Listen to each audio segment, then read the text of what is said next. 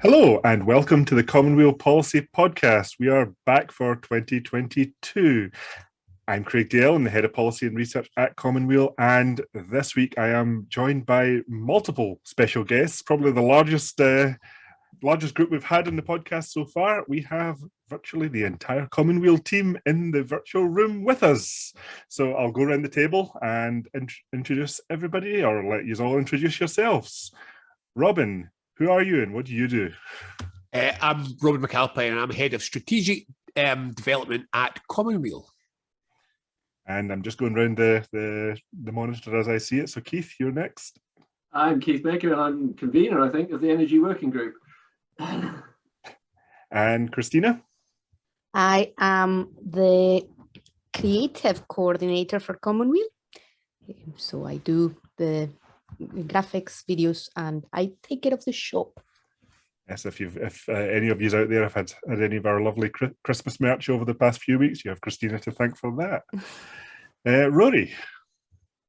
I'm Rory Hamilton. I'm the social media coordinator, and I just joined in November. We're very, very glad to have you. You've been doing some amazing work out there. And finally, Amanda. Hi, I'm Amanda Bugara, and I'm the director of Common Weal, which means I do all the bits that nobody else wants to do, like the admin. Like keeping everything else working, Yeah. including the people. Well, why do we have such a big group with us today? Well, I thought we'd be able to kick 2022 off with a bit of a bang and a discussion about a movie that we all watched over the Christmas break. I will warn, there are spoilers ahead, so if you have not yet watched Don't Look Up, pause this podcast, go away and watch it, and then come back and listen to the rest of the show. Don't Look Up, it came out over Christmas. It's essentially another in a long lineage of disaster movies. Amateur astronomers discover an asteroid heading towards the Earth, discover it's going to hit in a few months, try to get the warning out, and in complete contrast to the hopeful message of the disaster movies of the 1990s, where America invariably gathers together some heroes, sends up a rocket and saves the day, this doesn't quite work out like that. The media ignores them, the politicians turn against them, and Silicon Valley tech gurus try to steal all the money that goes into the project, which I'm sure we can agree is exactly what we can see happening around us right now.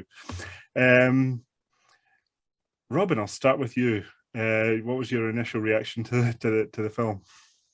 Well, I mean, first of all, I think that the reviews, which have not been great, were a bit unfair. I think it's actually it's not exactly what you would call subtle, but it's funny, it's engaging, the performances are all good. And so what I kind of felt was, as I was watching it, I thought, well, this is good. And of course, inevitably, as someone that's been campaigning on environmental issues for a long time, because I mean, this is very much a parable for climate change and an action in climate change. And so I really enjoyed it. And then afterwards, I felt this deep, dark pit of despair in my stomach, because as I think Craig's pointed out, it doesn't go well. And I came away thinking, yeah, this is perhaps just possibly too close of an analogy for climate change. And from where I'm standing at the moment, this kind of looks a little bit like where we're going. So I enjoyed the film. It could perhaps have had 15 minutes trimmed off the length. I enjoyed the film quite a lot, but I can't say it left me feeling brilliantly optimistic about the near future. Amanda, how about you? Were you cringing and laughing like Robin was? So I actually really enjoyed the film, but I watched it on New Year's Eve with a bottle of bubbly, so that may have influenced my decision. I think it's really interesting because, yes, it's definitely a satire based on climate change. For me, what was so exciting about it was that Hollywood has actually recognized that we've got an environmental crisis. So the fact that they were making a movie at all about climate change, for me, was the big thing. Considering the star-studded cast, it was actually quite a low-budget movie. And I wondered if the people who made it really wanted to change the dialogue on climate change, is making a movie like that. I think it was something like $80 million, something like that. So is that the best use of the money to get your message across? And I think it probably was. I probably think it was quite a cost-effective way of starting to have a dialogue about our climate.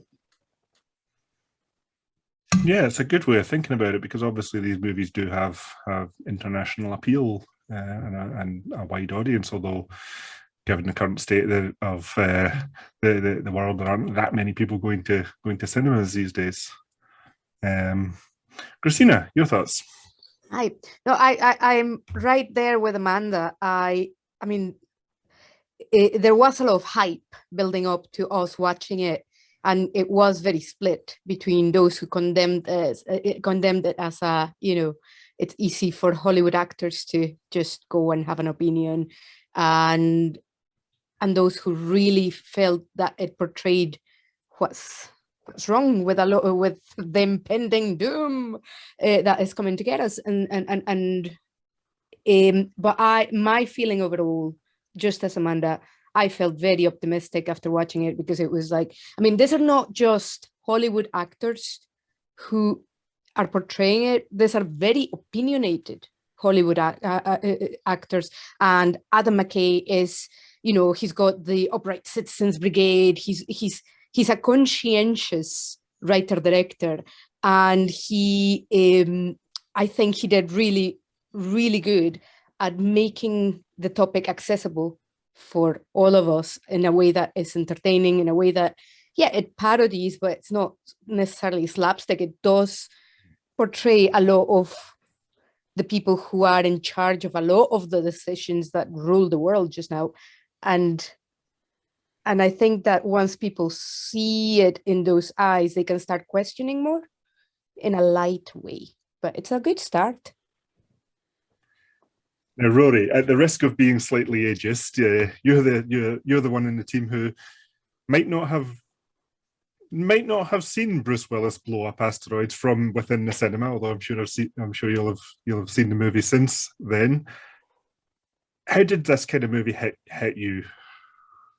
Well, you're not being ageist, because I actually haven't seen Armageddon, so don't worry. So no missing much. Yeah, I almost did go on the Disney ride though, so it's quite close. Anyway, I thought it was great. I mean, I definitely agree with Robin. I had that same impending doom sort of thing hit my stomach at the end of the film afterwards. I don't know, maybe I watched it with my girlfriend, but then she just, I don't think she could take it anymore, so she left before the end of it, and then I was just stuck there like, oh, this is really sad.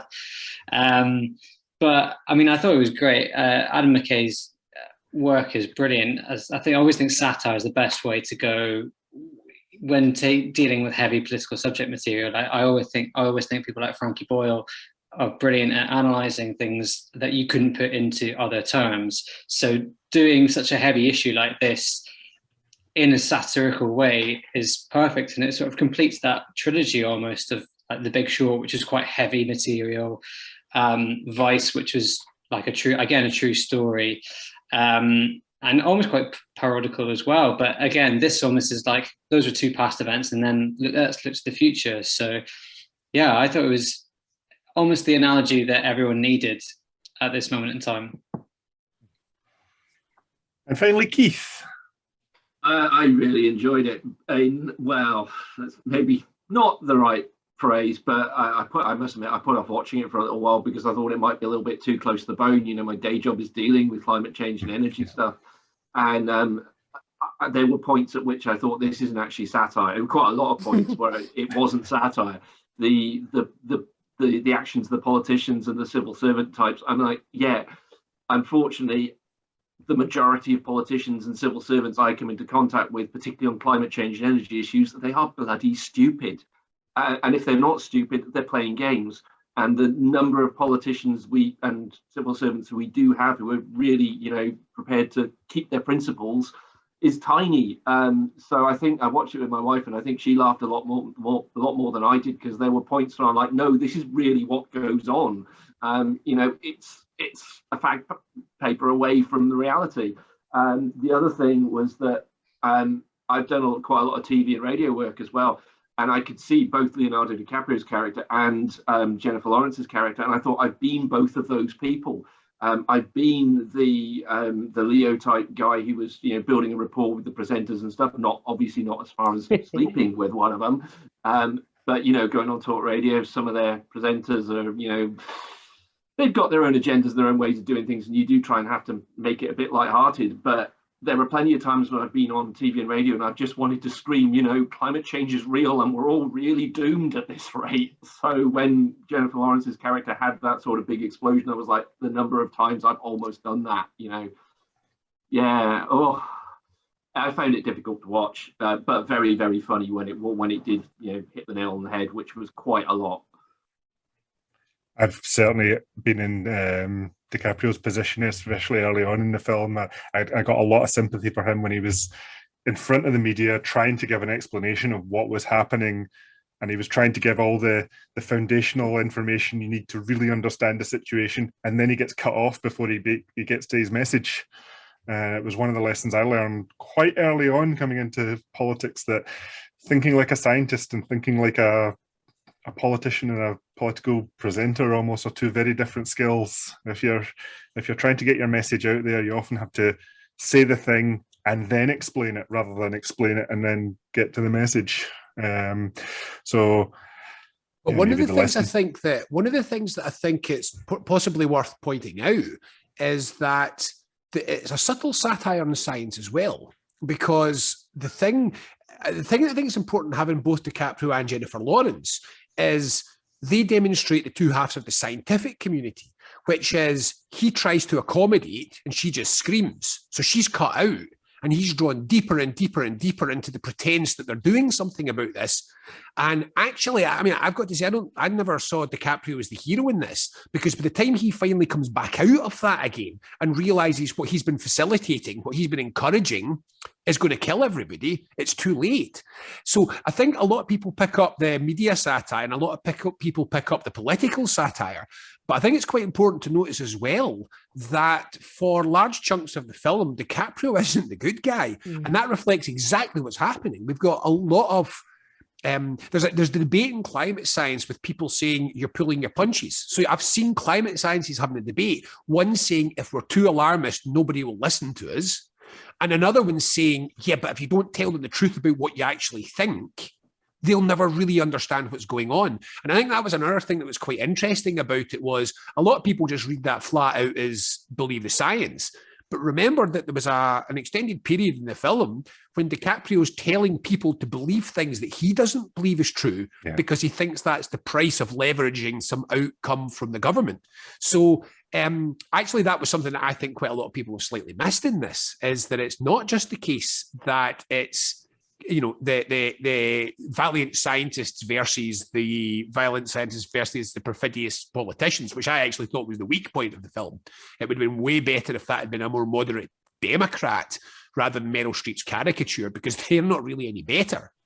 But no, I think it was quite important as well that DiCaprio wasn't the hero of the piece. And in our way, Jennifer Lawrence kind of was, but achieved nothing.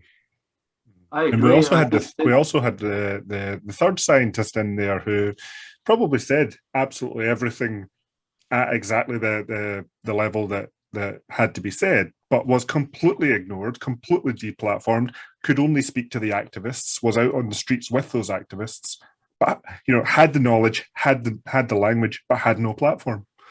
But he was the one that at the beginning was being super cautious of not overstepping his superiors. And that's why the other two had to take everything in their power to make it happen. You're right. He is consistent in being measured and being, speaking the facts, not getting emotional, not getting dazzled by the media and everything. But he lacked the guts at the beginning, and that, he missed an opportunity. And that's what I found most upsetting about it, was that we're seeing that happen right now. Of course, COVID, the pandemic, is super important, and it's it's taken 2 years of all our lives to deal with it and everything, and it'll take more. But we've all just suddenly forgotten that that the world is going to end. And it's like, no, we need to act now, and we cannot keep on using disposable masks willy-nilly. And, there has to be better solutions, and we can't just wait until the superiors are okay with talking to us, yeah? There has been a big debate in the scientific community, particularly after the last IPCC report, or part one of it. And the likes of Bill Maguire, who endorsed our 21 for 21 campaign, him and myself have both come out on the side that, we are going to have to tell the truth, and the truth is really, really not good. Scientists for Global Responsibility are a fantastic Nobel Peace Prize winning organization, actually put out a science oath for the climate last year. So everybody who signed up to it, which includes me and Bill, are saying we will pledge to tell the truth about climate science, even if that is really quite scary stuff. And yeah, it risks paralysis by inaction, but I don't know what else we can do. You can't polish the turd, for want of a better phrase, anymore. We are really reaching the point where the decisions we are making now are going to decide whether or not we hit climate catastrophe, and they're not being made. While this movie was it was a comment on climate change, one of the major differences between a global disaster like climate change and a global disaster like an asteroid impact is, okay, with an asteroid impact, there might potentially be something we can do to avert it or stop it, but it's not something that we started. This is something that is external, happening to Earth, whereas climate change is, we're the problem and the solution. Does that kind of change the message of the film in any way? Does it make it harder to accept the analogy? No, I think as an analogy it works. I think the bit that we haven't touched on in our discussion is actually about the corporate culpability, which in the movie is very clear, that there are interests there, self-interest of big corporations is actually putting the rest of us at risk. And that is also very much what I see as being part of the climate argument. So I just wondered what everybody's thoughts were on that, and how we can maybe use the messages of the movie to get that message out in a climate change way across Scotland.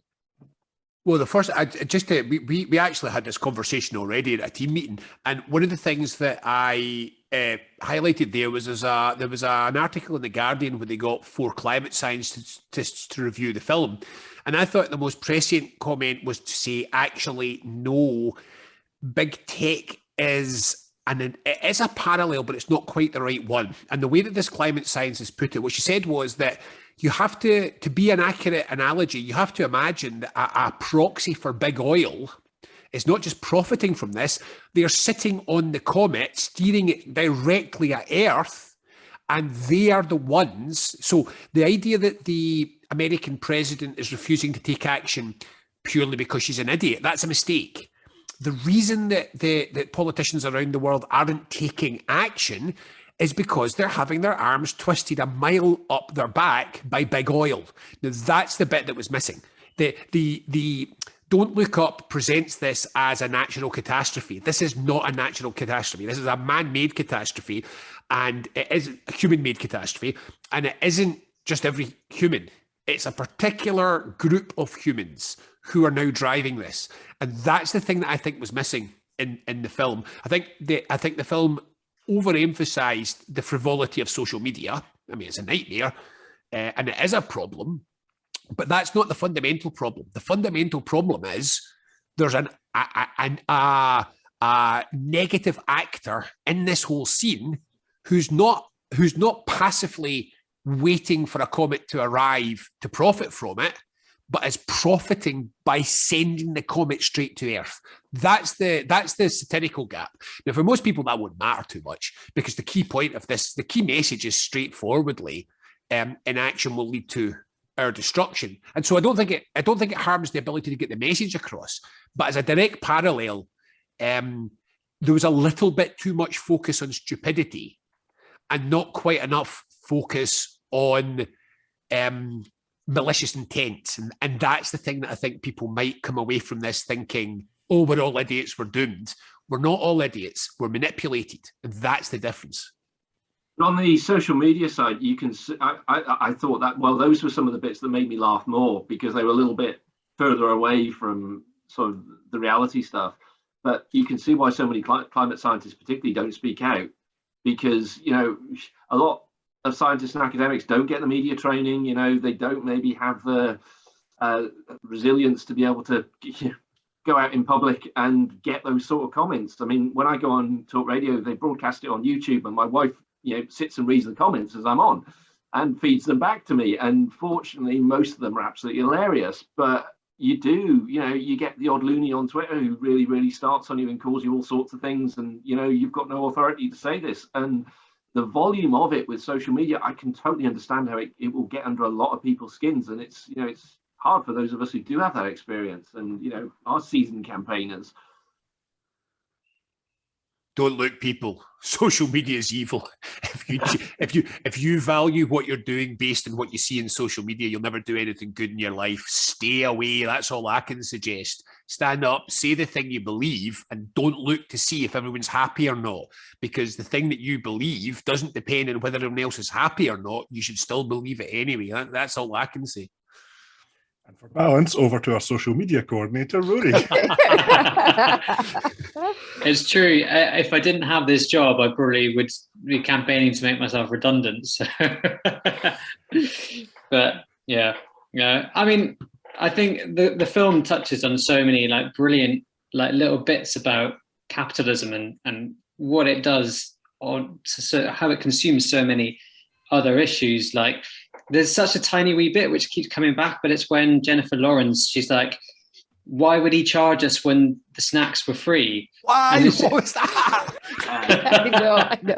I want to know. It just came back. It just kept coming back. And I think it's just like, you know, capitalists will be capitalists. That's it. They'll try and make a profit where they can. And I think it was such a great little nugget, and to keep it running, I think it was brilliant. I mean, and another brilliant bit was like when the comment the mining things on the comment didn't work, and then I can't remember what his name, Mark Rylance's character was pretty much like, oh, 58% success that's better than we expected. It was just a perfect of, you know, I always think of the privatization of the health sector and, you know, how service decreases there, and I just thought it was another great parody, great thing that ran alongside it. It just ticked off so many boxes. That line in particular had me laughing because, of course, 58% of your drones working isn't enough to stop the asteroid.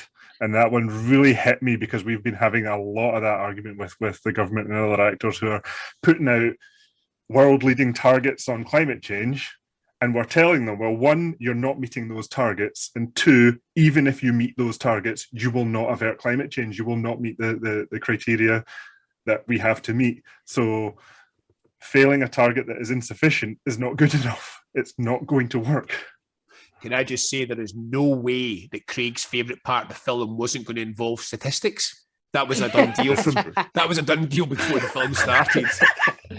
Absolutely. more so than the bit right at the very start when they were working out the orbital dynamics of the asteroid. I can't do that kind of thing in my head anymore, but you know. Yeah, you see, different heroes. We've all got our different heroes. No, the related one, obviously nothing to do with my habits whatsoever, but Jennifer Lawrence's pursuit of the Xanax and the drugs all the time was just like, I remember when I was an undergraduate in the environmental science department, and the school counselling service sent around a leaflet with like 10 boxes on, 10 statements, and they said, oh, if you tick more than 3 of those boxes, you need counselling. I don't know one person in the common room who didn't tick at least 6 or 7, and we were just like, yeah, because we're studying environmental science. Keith, how does, being a kind of effective climate scientist, how did you cope mentally, health-wise with that? Because, I mean, I've got to say that for me, Jennifer Lawrence kind of screaming on the screen, I felt an enormous empathy with that, but not for me so much because of climate change. I could list a dozen occasions in which I've sat there and said, for God's sake, what are we doing? What are we doing? I'm this week I'm feeling it on Scotland. Why are we doing this? Can you not see? And I got to say, it doesn't always help me and my mental health to be constantly trying to fight the political status quo. It feels like everywhere I go. How do you cope with this? Oh God, how can I say something that won't get me in trouble? Yeah. Let's just say that substance use amongst the people I know is very common. I did a training session for Greenpeace a few years ago, well, quite a few years ago. I used to be a member, and we got a session on sustaining ourselves, and it was led by. She was a very nice woman, but she was sort of into alternatively, meditation and stuff, and we just turned around and went, sorry, but we just drink lots and take drugs. It's, I mean, yeah, you can try and get out for walks in nature and all that kind of stuff, but in some ways that just reminds you, somebody else said to me last week, you'll get a boost from seeing the all the flowers coming up out the ground now, and I'm like, no, that's having the opposite effect on me, because that's reminding me that the spring is getting earlier. We are seeing plants coming out the ground now that really shouldn't be out for another month or two, and that's supposed to help. I really do struggle. It must be similar to. Sorry, Christina. It must be similar to. We have a niece and her fiance who are paramedics in London, and what you're describing mirrors very much what they have to deal with, because obviously they get called to the most horrific scenarios and everything, and they get used to it. They get conditioned to look at it as normal and downplay it, because they have to keep a cool head and everything. But it is a very strange thing. I don't think the human mind is designed to deal with so much horror so vernacularly. I think that's really part of where we're living. It seems to me like, to be an activist in whichever sphere, whether it's in the political sphere or the environmental sphere, the biggest attribute you can have is resilience, especially mental resilience, because it is living constantly surrounded by trauma of one kind or the other. Depending on what you care about, that might be a slightly different issue. But that is what activists need to contend with in order to pursue their cause. So I think that's really important. And I think it's particularly important in 2022, as we start thinking about the things that we care about and how we make a better place. One of the emphases has to be on how we develop personal resilience to enable us to do that. Can I, on that front, just ask how you all felt? Because the bit which turned the film for me, and I mean, not the plot, the bit that turned my experience of the film was the last scene. Now, I think the last scene is genius. Well, not the very last, the last scene before the end of the world, when the only people who've had any degree of heroism in it sit round a dinner table and have a last meal and hold hands. And that was the bit that made it really difficult for me, because it was the banality of what they were talking about. It was the futility of everything they'd done. It was the sense that 10 seconds to go till the end of the world, nothing means anything. And that was the bit that really turned my experience of the film. If that had finished with, I don't know, DiCaprio on a bandstand making an impassioned speech filled with eloquence and a message to the viewer at the end of this, I think it would have betrayed what happened in the rest of the film. I think the way that they made that ending so pointless, so meaningless, but so human, I thought that was the thing that turned this from a satire to something that I found to be painful, something I found really hard. How did the rest of you cope with that scene? So I got a different feeling from that scene, in that at the end, when we knew what was going to happen, the only value in anything was in the relationships between the people around that table. And for me, that's what that ending says. You know, it says there wasn't a way to change things, but they tried their best. But the lasting thing was those relationships. And in the last moments, there is nothing clever to say. The inanities and those little things that you share with the people close to you are actually the only things that are relevant at that point. So that's rather a different take than yours, I think, Rob. I think the DiCaprio character actually says the line while they're there trying to ignore what's going to happen. He actually lets it out. We had a beautiful life, didn't we? Or something in that vein. And it is, I mean, yeah, and I think it's a gorgeous scene. And I think if impending doom was me, I would prefer to spend my last minutes on earth like that, precisely like that, with not talking about the issue, just with my family, with whoever. But it is that thing that, are we going to find ourselves saying those words once it's too late? Can we not just skip that and do it now and do something about it?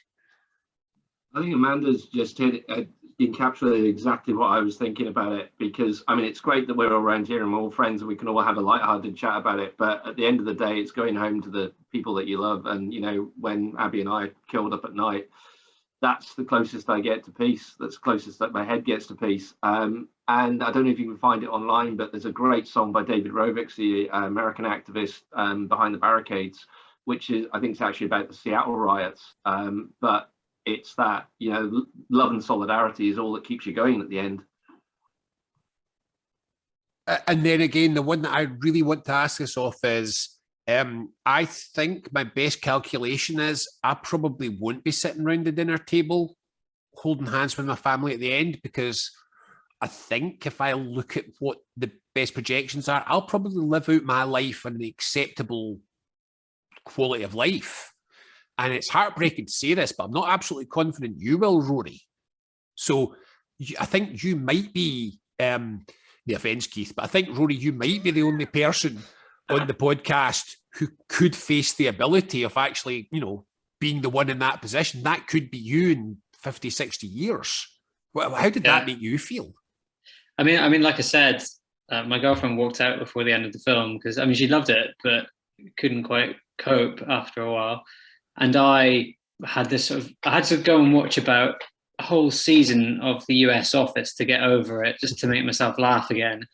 But I mean, yeah, you're right. I was in a module for my master's last semester, and we were talking about the future of inequality. And we looked at all these sort of different models, things like, you know, donut economics and the shock doctrine as well by Naomi Klein.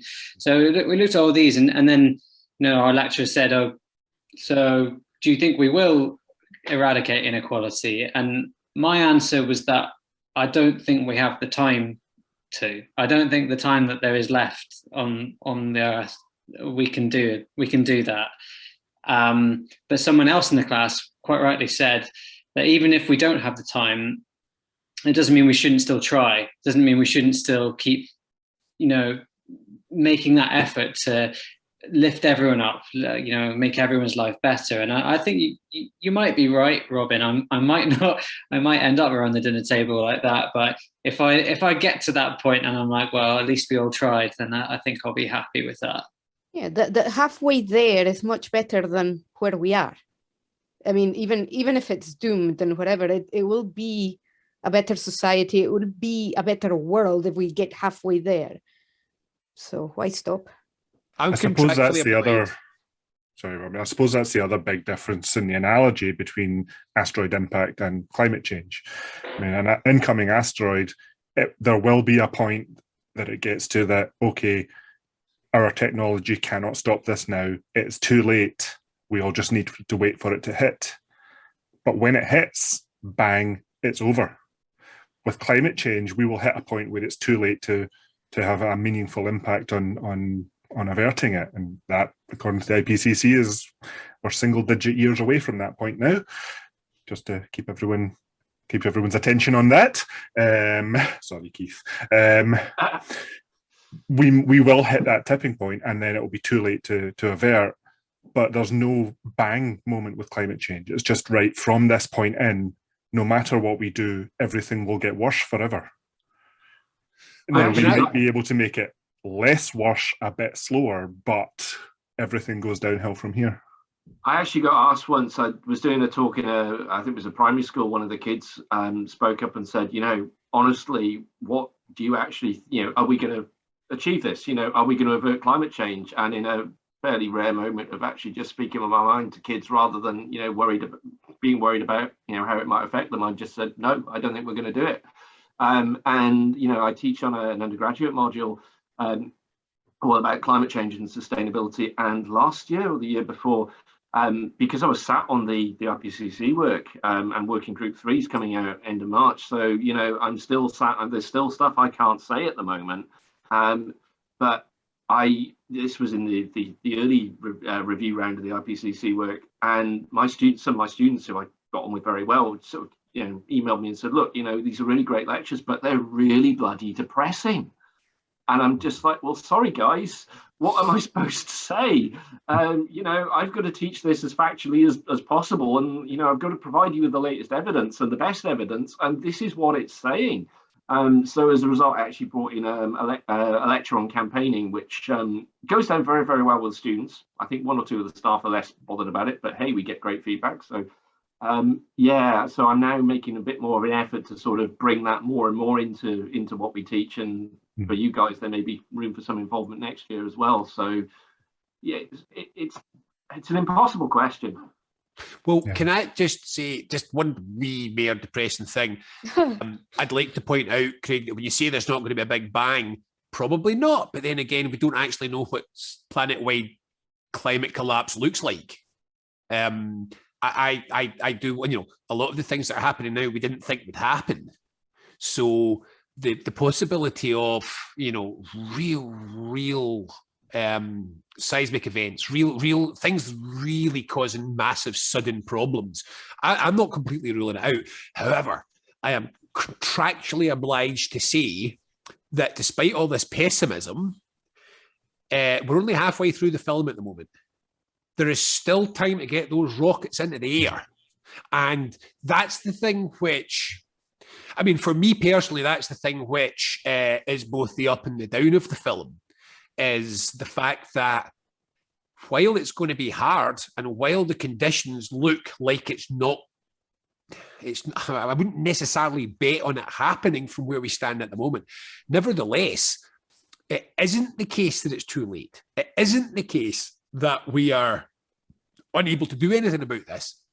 And that's one of the things that I think it's worth reminding. We're a decent chunk of the way away from sitting around the dinner table yet. And yes, Keith, Craig, you're spot on. We're talking more like single years. We're not talking about decades. This 30 years net zero stuff bamboozles me. I don't understand how anybody thinks making it worse for 30 years and then stopping making it worse is a good idea. But this is really of the things that Christina will tell you. We were sitting by the fire the morning after we watched it, and I wasn't exactly in the happiest frame of mind. It really did leave me quite fundamentally shaken at the end of that film. But the thing which always helps me snap out of it is the reality that we can still do something. We can still fight. We can still get our working boots on and go out and do whatever it is that each of us individually can do to try and make sure that this doesn't happen. And that's the one thing that I do worry about. Some of you may have seen our t-shirts, run out and buy them. It's not fucked.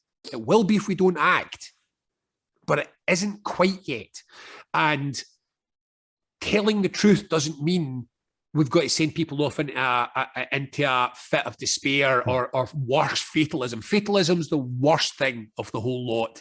So the one thing that I would keep re-emphasizing is in this film runtime, we still have time to get those rockets up in the air. And we can't ever believe we don't, because the second we don't believe we can do anything about this, then we are going to be sitting around that dinner table, and it is going to be some form of horrific, awful end. And that's the thing that I don't know. How would I have dealt with it?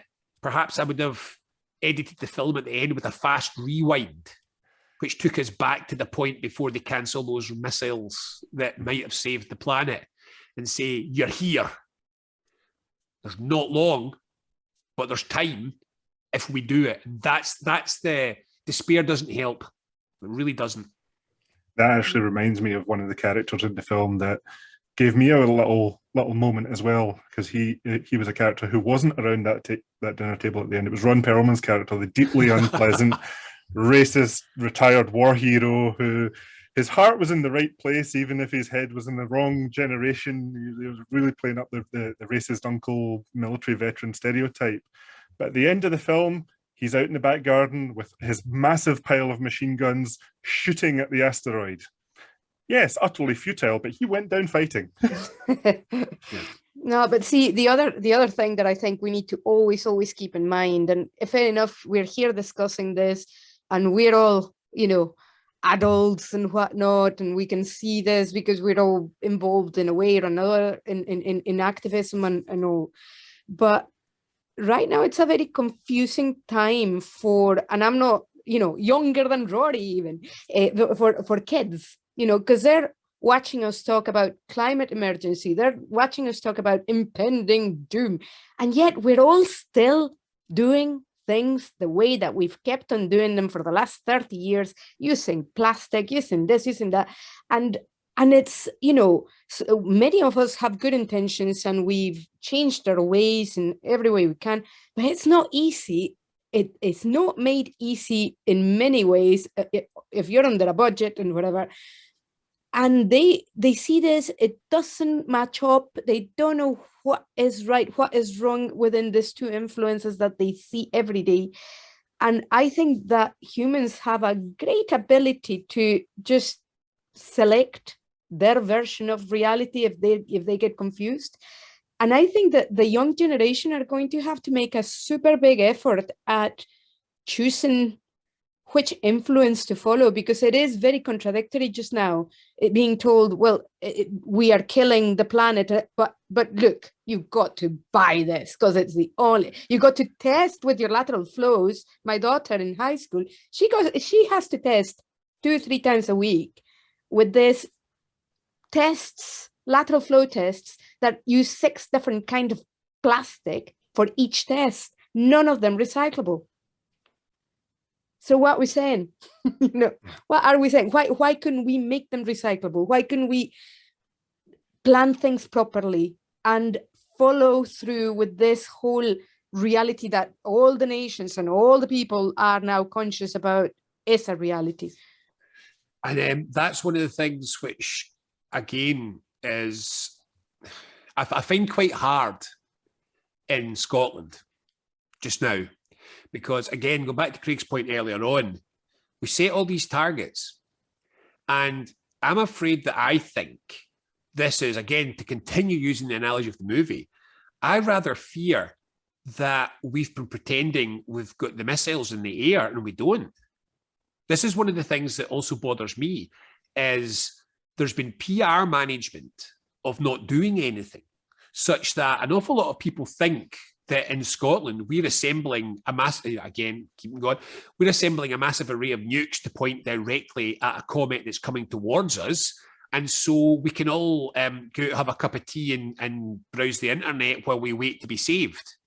And that's in some ways, possibly not globally, but in Scotland, I think that's the biggest risk, to have confidence that this is all in hand.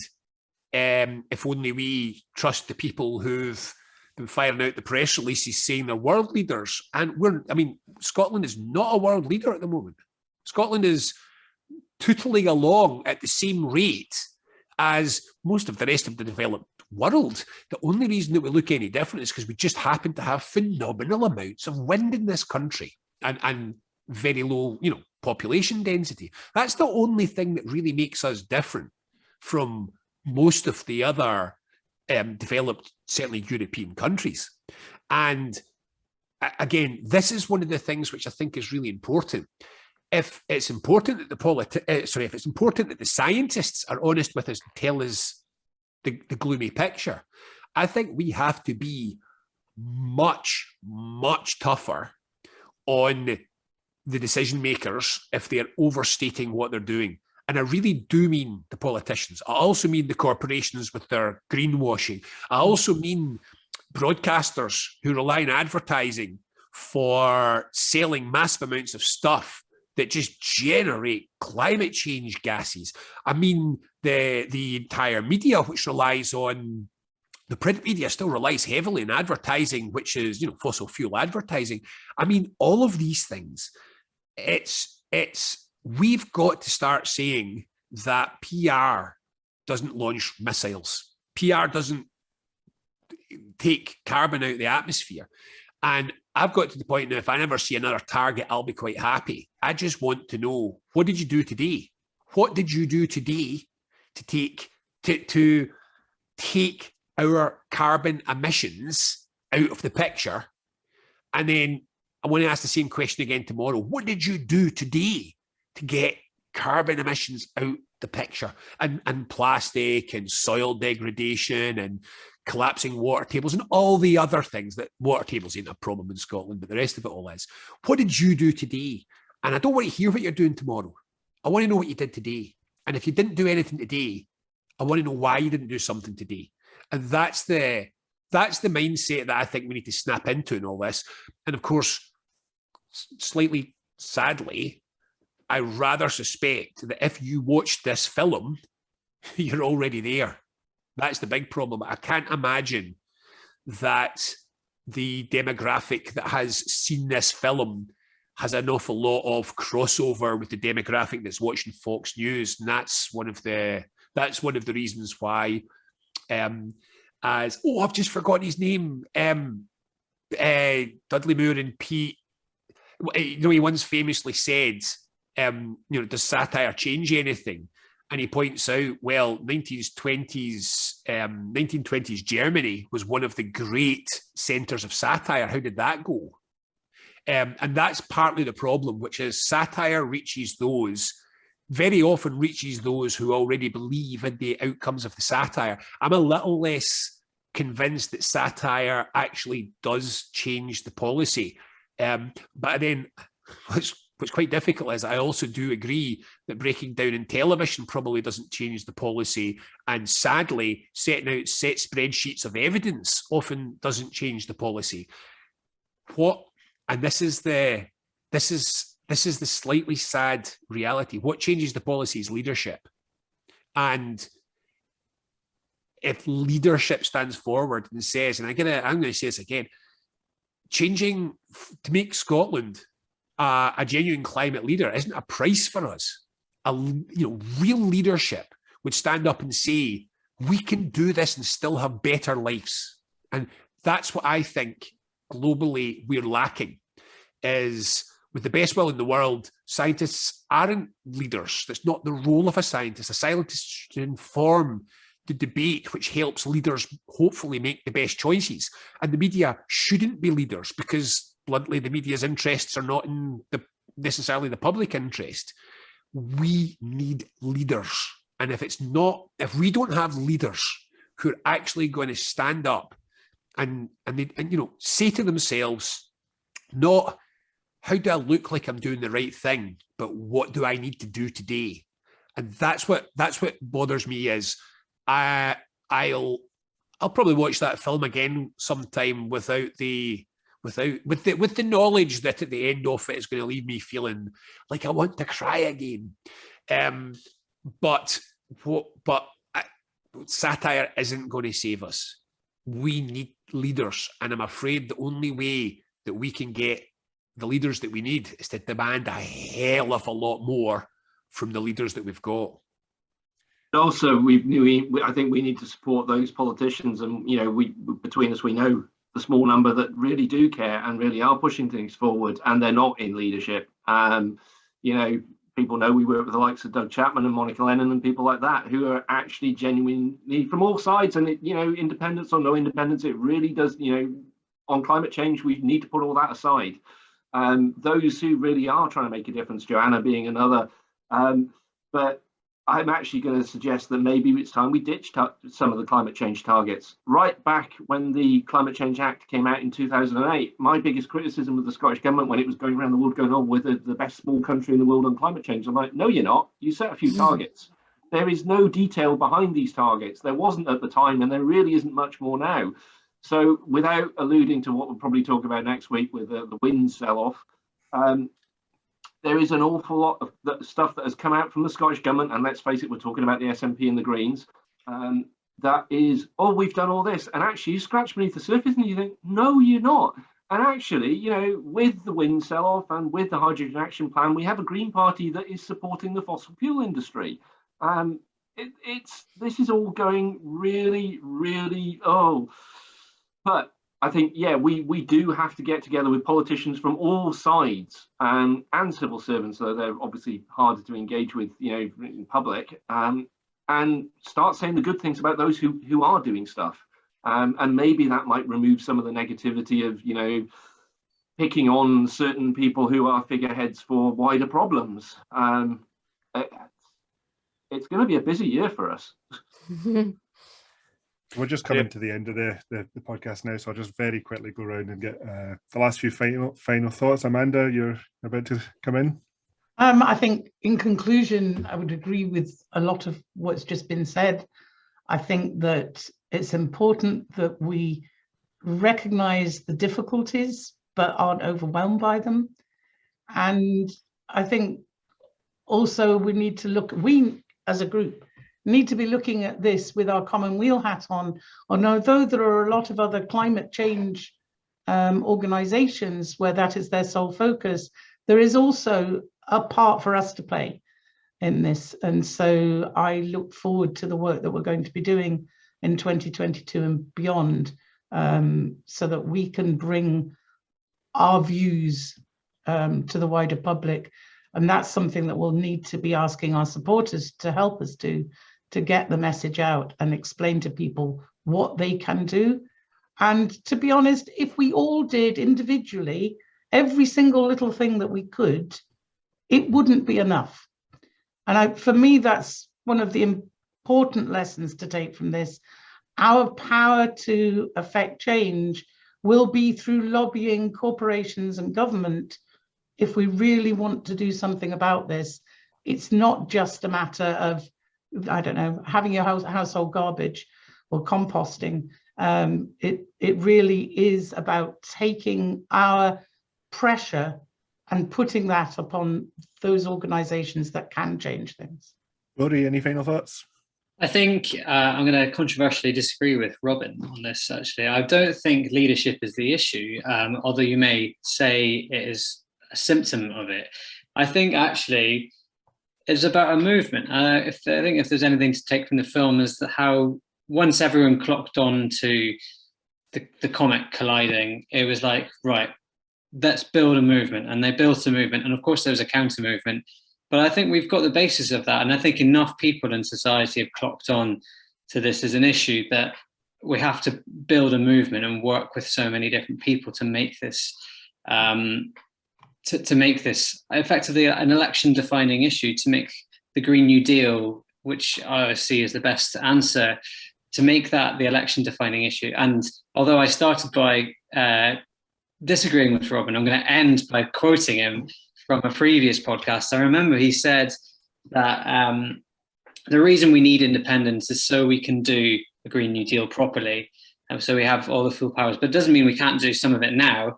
But I think we need to work across that divide and actually show people who are on the other side of the divide that this is why we need independence, so we can do this thing to save the planet. So that would be my message. And Christina, to you. I agree with Rory that, yeah, I mean, there is an argument about we need independence to have the full powers to change in the most in the best practical ways, but we can still do something. And it might take a lot more effort. It might mean that we need to shout louder so we get heard all the way to Westminster. But then that is, you can have it one way or the other. You choose independence, you are autonomous, you have self-determination, and that has cost, and that has responsibility, and that takes effort. Or you choose not to, but then you'll have to compensate with the effort of shouting louder and going and mobilizing larger groups of people with very many more diverse issues and objectives. But we cannot sit back. We simply cannot sit back. And I think that brings it nicely to what I was going to sum up with by saying, Common Weal does have a lot of the answers for this, particularly for Scotland. We have produced the world's first and possibly still only fully comprehensive, fully funded Green New Deal for our country. So I highly encourage folk, if folk are want to know more about what Scotland can do, and by extension what the rest of the world can do in their own circumstances, please buy our book and have a read. I'll stick a wee link in the description of this podcast. And Keith. Yeah, I just got thinking about one of the shots towards the end of the film where people are actually seeing the comet, and it reminded me very much of the photograph, the famous little blue dot taken by, I think it was Voyager, out around Saturn. And I think what we have to remember is that, this little planet, and we are a tiny planet in a huge universe, is so far the only place that we know of that sustains life. So actually, we need to be doing all the things that we're doing in tackling climate change for humans, but actually our responsibility is for all the life forms on this planet. And maybe, we might not make it out at all. We might not make it out in a sort of, a humanity that we know of now. But we are doing this for every single other life form on this planet. And that gives us an immense responsibility. So, if nothing else keeps us going on, maybe that's the one thing we've got to hold on to. Carl Sagan's commentary on the pale blue dot gets me every time. I'm not even going to quote it because it reduces me to tears.